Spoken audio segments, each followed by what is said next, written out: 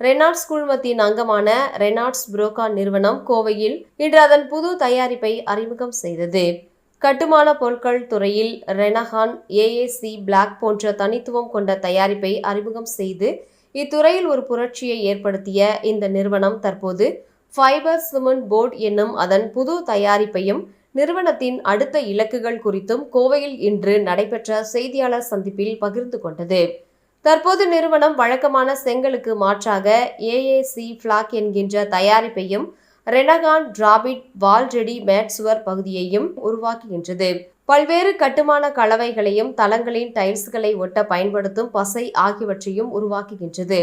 தற்போது fibre cement board என்னும் புது தயாரிப்பை இந்த நிறுவனம் அறிமுகம் செய்கின்றது.